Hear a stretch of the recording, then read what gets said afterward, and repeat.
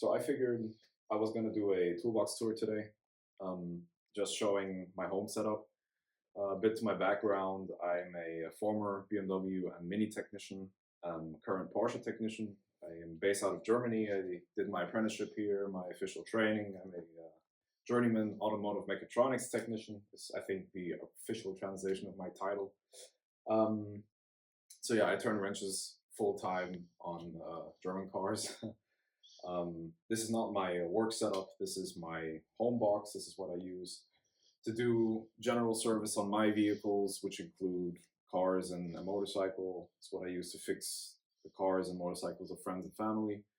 And honestly, some stuff in here is also geared towards working on stuff in the apartment or here in the shop. Um, so yeah, to my box. This is, I guess, what people would call a US style box here in Germany. For you folks based out of the US, this is a perfectly normal roll cart, I guess. But here in Germany, we usually have like lower and smaller roll cabs. Um, but I really wanted a big box with a lot of storage capacity where I could really build my tool collection and my tool inventory, I guess, throughout the years. Um, and so yeah, here at the top, just to start things off, I is where I usually keep my sockets, as well as some other essential like grab and go stuff, like a multimeter, um, tape measures, paint pens, just to mark stuff. Screwdrivers are along the side as well. Yeah, so all of my chrome sockets, I have them in a quarter, 3/8, and half-inch drive. All the ones on these pegs are 12 points, so even the smaller stuff, it's all a 12-point socket. I don't know if the camera will pick that up. Maybe we'll grab a bigger socket, make it easier. So I like the 12-point stuff because I'm not really dealing with heavily rusted out bolts a lot of the time when I'm working out of this box at home. And the 12-point stuff will some Volkswagen and Audi stuff is an actual 12-point bolt. But on the other hand, if you're working with 6 points, the 12-point will fit on there, and it just working on primarily Euro and Japanese cars, you're in confined spaces. And so it's easier to just get the socket onto the bolt because you have more access points for the bolt to actually bite. Oh, sorry, for the socket to bite the bolt. You got to be careful with them sometimes though, because 12 points, if something's really tight, they actually like to round out the bolt. I recently did a clutch job on a Mazda 3, and a lot of the like 13s and 14s that hold the transmission onto the engine, they were on there really tight, and I could sometimes feel the 13 mils kind of round over the edges of the bolt.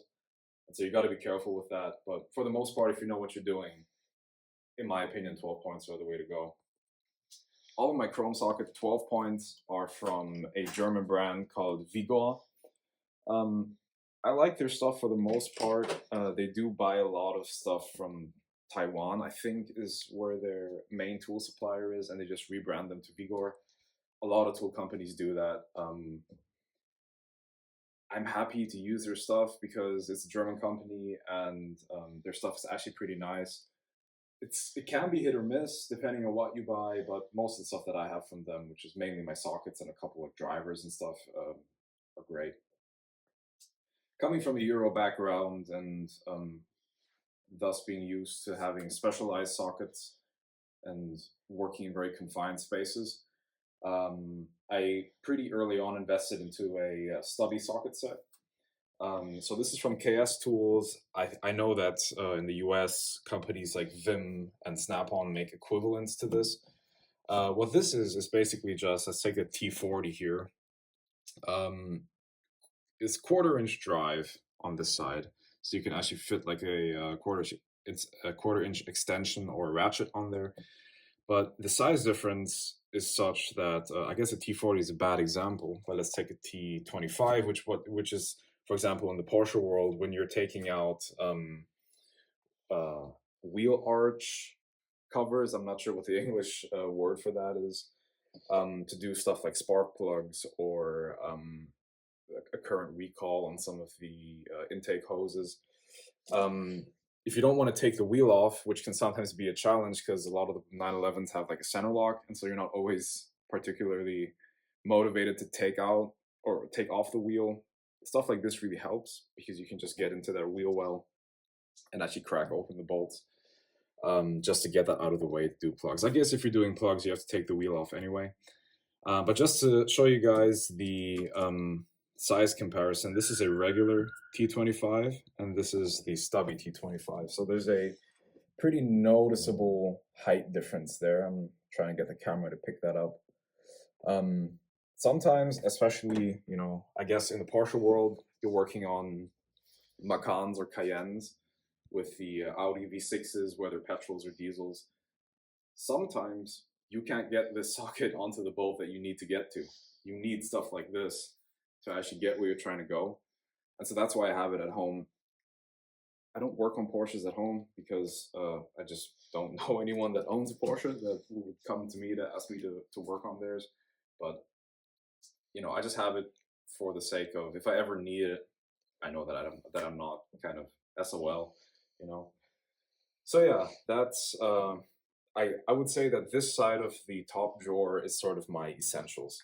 Normal sockets, stubby sockets. Over here on the left, in sort of this partition, I've got my screwdrivers. These are just really basic screwdrivers from Hazet.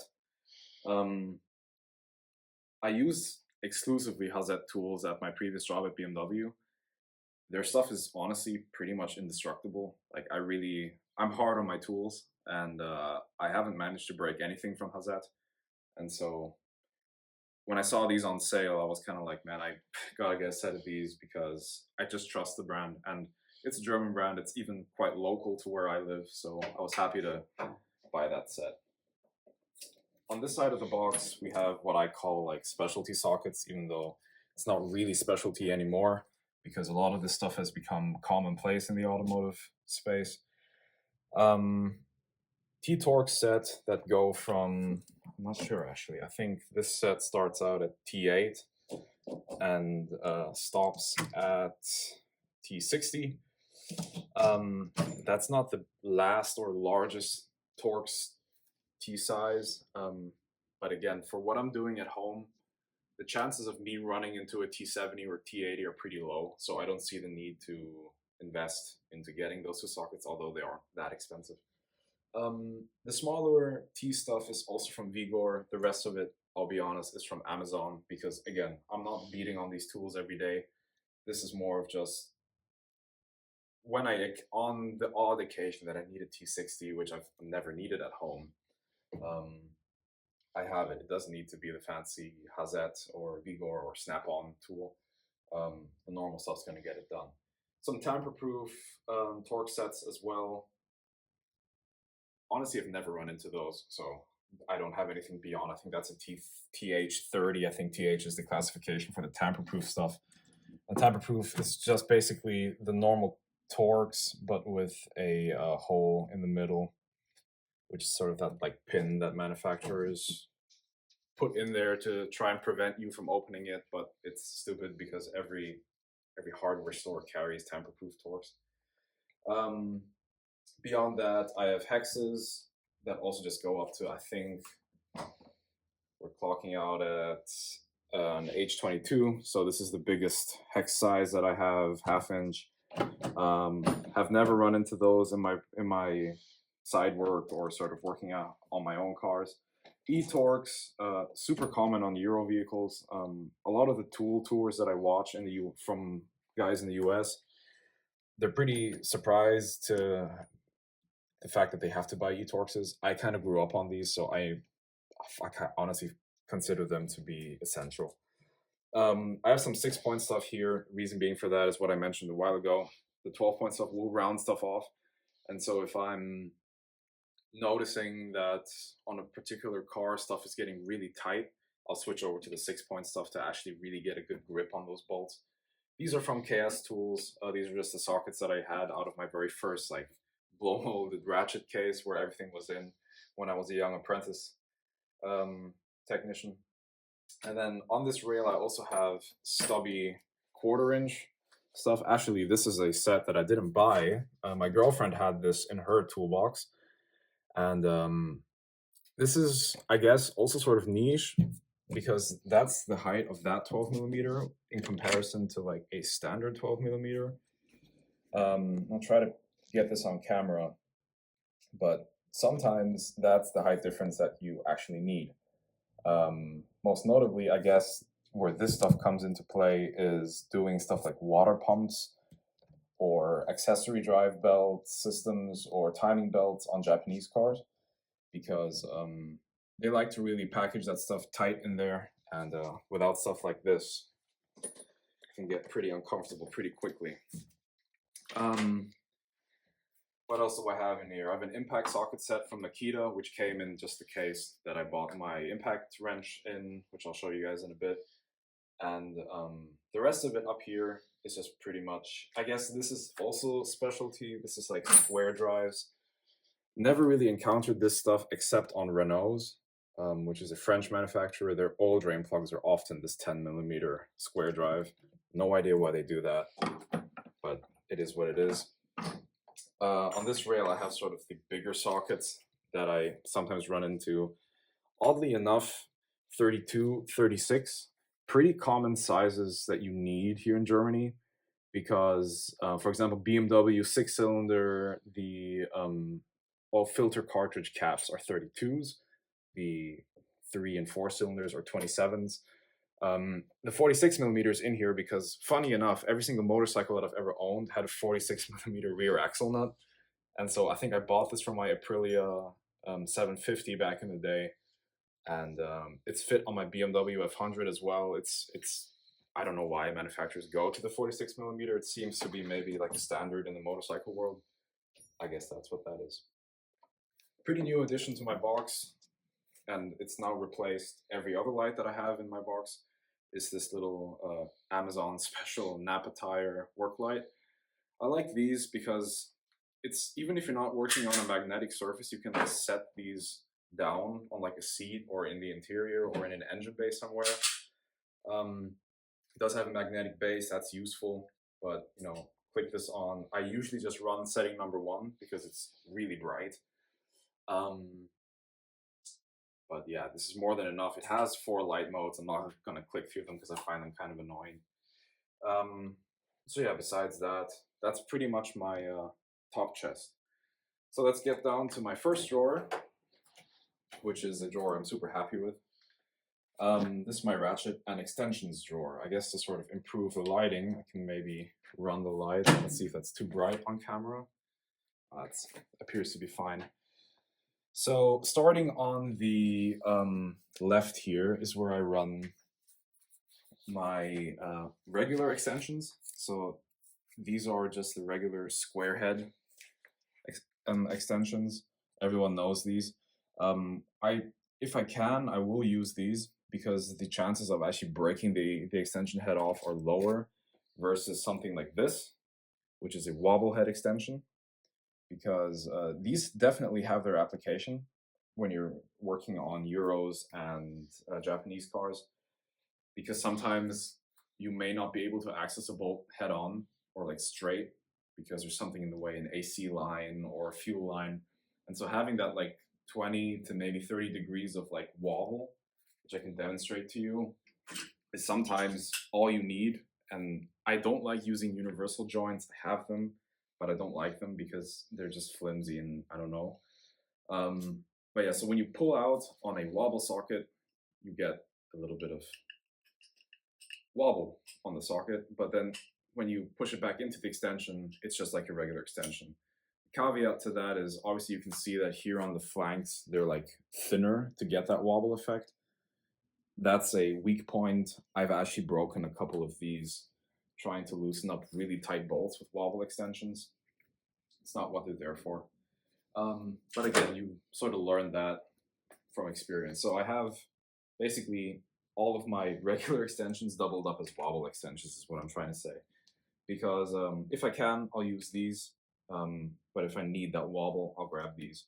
My regular extensions, so the non-wobble stuff, are a mix of KS tools and Vigor. Again, the KS tool stuff, they were in the like blow molded case that I bought when I was an apprentice. They've held up really well. I've really abused those tools and they're still alive. The Vigor stuff I bought because it was in the socket set, and I figured having chrome extensions just to fit sort of the theme of the US style box would be nice. My two, I guess, they're not in here because I use them all the time. They're in here because of sentimental value. This was the first 1/4-inch ratchet I ever owned, which was in that KS Tools set. These are actually really nice ratchets. I've put them through hell. 72 tooth. They're kind of fat. It's the only thing I don't like about them. But man, I put these guys through their paces, and they're still alive, and so they're gonna stay with me, hopefully, for a lifetime. This next ratchet has a lot of sentimental value to me. It's my Hazet 863P, but it's the old version. And the way that you can tell these apart is the older stuff will have this black handle, and the newer stuff will have like the blue and black handles. And this was actually given to me by one of my mentors who taught me, honestly, like 90% of what I know on cars. And he gave this to me, and his mentor had gifted it to him. And so this is going to stay with me for a very long time until I find someone who's worthy, I guess, that I can someday mentor of actually receiving this and I guess pass it down the line. I try not to use it because I don't want to break it. Beyond that, I've got adapters here. So from 1/4-inch to 3/8. I think this is from 3/8 to half, from half to 3/8, and from 3/8 to 1/4. I think that's about as complete a set as I'm going to need. So there's no need for me to upgrade there. These foam inserts, by the way, I tried cutting them myself. I'm not particularly good at that. My missus did that. She actually, weirdly enough, really enjoys doing that and is always happy when I buy a new tool because she gets to cut it into foam. But yeah. On this side is where I get to my sort of most used, or if I'm going to be honest, my go-to ratchets. So starting from the left, my favorite tool in the automotive space is a 1/4-inch flex head ratchet. And I like chrome because they don't get dirty. A lot of the comfort handle stuff, it's really nice to like hold in your hand, but I just hate having to wipe down my tools after every car. On the chrome stuff, you sort of just set it down and then you're done with it.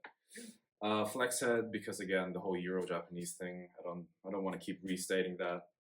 This one is from Capri. Honestly, I wasn't that happy with this tool right out of the box because it had a lot of like back drag. And so what I did is I actually opened up this ratchet and I cut the spring down that holds the ball against the teeth and pawl mechanism, and that greatly improved this. I think anyone who owns this ratchet and hasn't modified it will attest to the fact that like ratcheting it that way is usually not possible because the back drag is so high. But now that I've modified it, it's a really good ratchet. The next ratchet in 1/4-inch drive that I use all the time is the Snap-on T72. Yeah, Snap-on tools are really expensive, and we can have that discussion on whether or not this stuff is worth it. What I like about it is the fact that since this is like a home setup and I'm not beating on these tools all the time, the chances of this actually breaking are pretty low in my lifetime. And so I guess it's a buy once, cry once situation where you spend the money once, but you know that it's going to last you forever. Yeah, I don't see the point in buying everything from Snap-on, but I guess the stuff that you gravitate to all the time, especially if you're going to be holding it all the time, that might be worth it. My go-to 3/8 ratchet is from SATA. People in the States might recognize this ratchet from its form and also from its 120 tooth ratcheting mechanism, because SATA is in the same company group, or I believe even is the manufacturer of the ratchets for gear wrench. So if you're looking to buy a cheaper version of the gear wrench stuff, maybe check out SATA. I was initially skeptic about the 120 tooth setup. It hasn't broken on me yet, so I guess for now it's holding up. My first ever Snap-on ratchet was because I figured if I'm going to buy a Snap-on ratchet, it needs to be sort of a special one.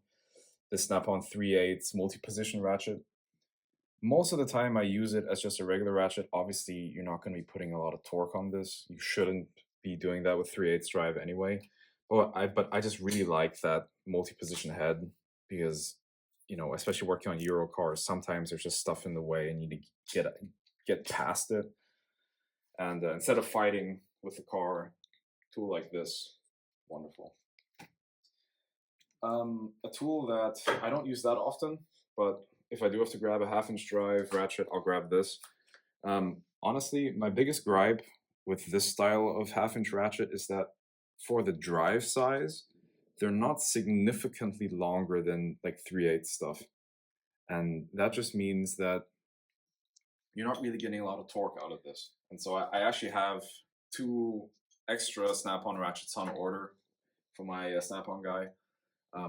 Because I wanted a longer 1/2-inch, and that's going to be my life ratchet. So this guy is not going to be in here for long. He's going to get replaced.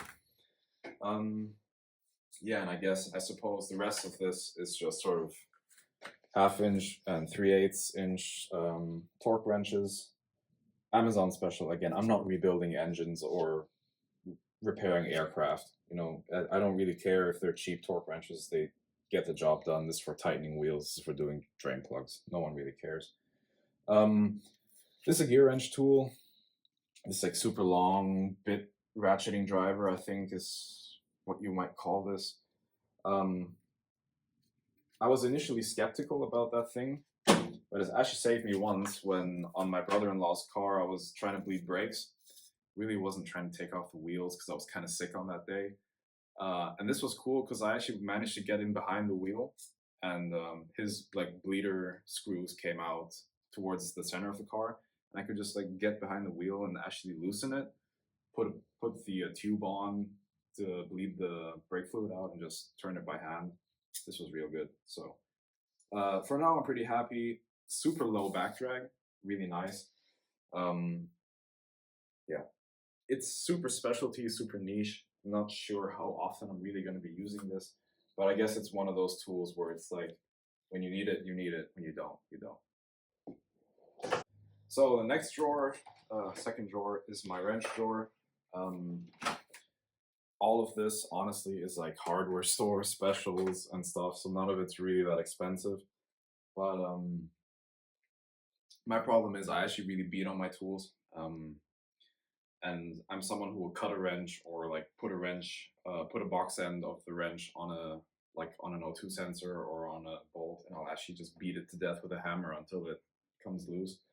And so I'm actually more motivated to beat on like a cheap, I don't know. I think recently I did a O2 sensor on a VW, which needed a 22 mil. I know that there's like special sockets for O2 sensors. I use them at work. Don't see the need for them at home because I'm not doing O2 sensors all the time. It's like I think this is the first one that I had to do at home, and so I guess if I had like the really bougie fancy snap-on stuff, I wouldn't beat on them because I'd be like, man, I don't want to damage the chrome. And so having just cheap wrenches, in my opinion, they're made out of solid steel. I guess yeah. I think if you took these to the limit, these would break sooner than like a Snap-on or a Mac or on a Hazet if you want the German stuff. Someday I might upgrade these to Snap-on or whatever, but at the moment I don't see the need. And so my set on the combination wrenches goes from 6 to 32 millimeters with no skips. It's honestly gotten me through everything that I have to do, so I'm not worried about that stuff.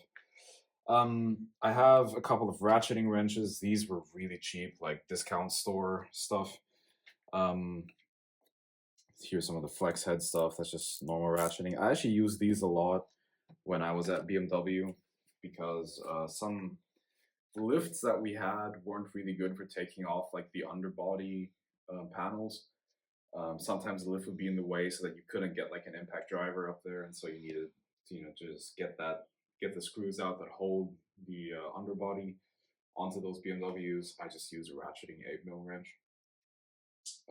So yeah, that's pretty much all that I have in my wrench drawer. Combination wrenches, some ratcheting stuff, but not big sets. I got double open ends because these don't have much of a purpose if you have combination wrenches, except for the fact that they're usually thinner.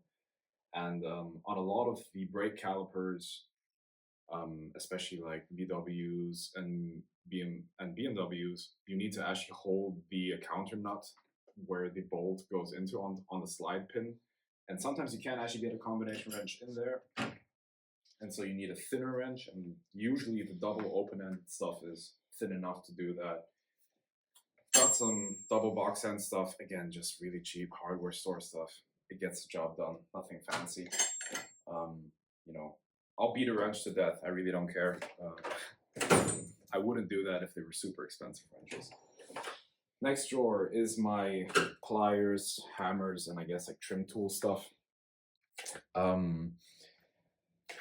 This is a 1,000 gram or 1 kilo small sledgehammer. This is all that I've really needed in the automotive space. Again, I'm not dealing with super rusted out cars, but this guy's also been put through its paces, beating on wrenches or beating on brake rotors just to get them off. This is from one of our hardware stores here in Germany. It costs like basically nothing, and it's a super solid piece of steel up top with a fiberglass handle, which is the way that I like it.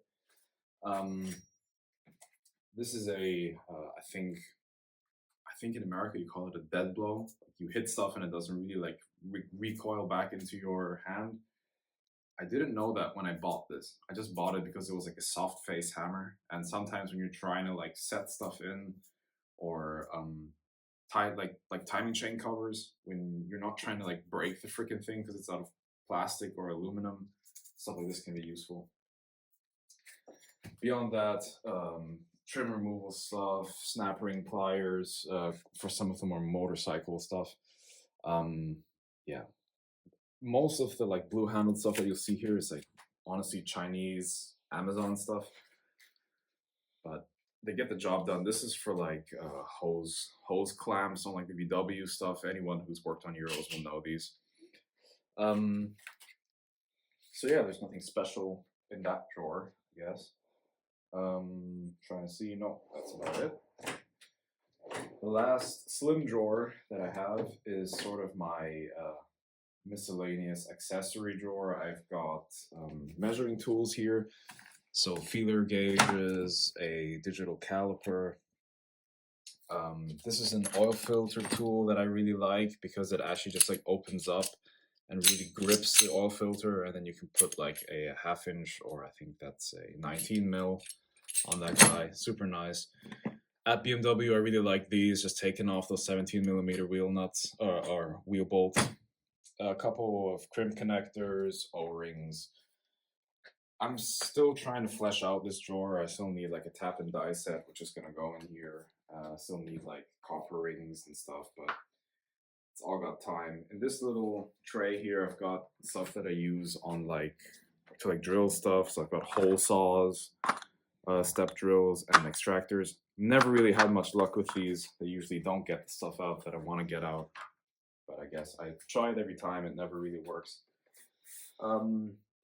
This gear wrench set here, honestly, when I bought it off Amazon, I think they had like a pricing failure because I bought them, or when I bought them, I only paid €8, and then I looked in like a day later, I think like the next morning, and they were like $52, like €52. So I think Amazon messed up the price there, but not my problem. Last of the actual tool drawers, I'll say, is my power tools. Parkside is a supermarket power tool brand here in Germany, really catering towards like home use, DIY use. They're cheap. I like their stuff because, again, for what I'm doing with this toolbox, I don't need like the Milwaukee stuff. I use Milwaukee at work because their stuff is really, really good. Big Milwaukee. I'm a really big Milwaukee fan, but for at home, honestly, if this ever breaks, I'll upgrade to a Milwaukee. But so far, it's been good. This is like a clone of like the Milwaukee M12 Stubby. It's a little bit bigger than the actual M12 Stubby from Milwaukee, but paired with impact sockets, this will actually do a lot of work. The impact wrench that I'm most surprised by, because it's quite small, but it actually has a lot of power. And I'm gonna get some hate for this because people don't like Makita for some reason, but the Makita DTW 300, really good impact wrench. Really like this guy. Small enough to get into like tight corners and stuff. 18-volt Makita system. It's ripped out every single bolt that I've asked it to rip out, so I've honestly no complaints. It's a lot smaller than the Milwaukee mid-torque that I use at work, which is nice because usually when I'm working on stuff, I'm working like on the ground at home, and so it's nice to have a small impact wrench. Just some PPE, safety glasses, hearing protection. They're in the power tool drawer because you usually only need that stuff if you're working with power tools. And then, just the basic automotive stuff. An electric ratchet, also from Parkside. Not super premium, but gets the job done. A small cutting wheel. And this guy is in here, not because I use him, but because it has some sentimental value. This is the impact wrench that I used at BMW when I was an apprentice and later as a journeyman. Man, this guy, I would honestly not be lying if I said that this guy has taken off thousands of wheel bolts. This guy did a lot of work. It's super broken. It doesn't really run anymore. Like when you actually use it, it'll like impact and then stop and just sort of stall out. It's busted, but it's in my box because this guy earned me a lot of money. So it is what it is. So my last drawer, I guess every mechanic has it set up this way. It's just a catch-all. I've got my sprays in there, nitro gloves, my normal mechanics work gloves, extra overflow blow molded cases, and blah, blah, blah. Just all the stuff that you don't really know where to put, just goes all to the bottom. Yeah, so I guess that's it for my toolbox setup for at-home work. Not really side work, but just maintaining my vehicles, the missus' vehicles, friends and family, stuff like that.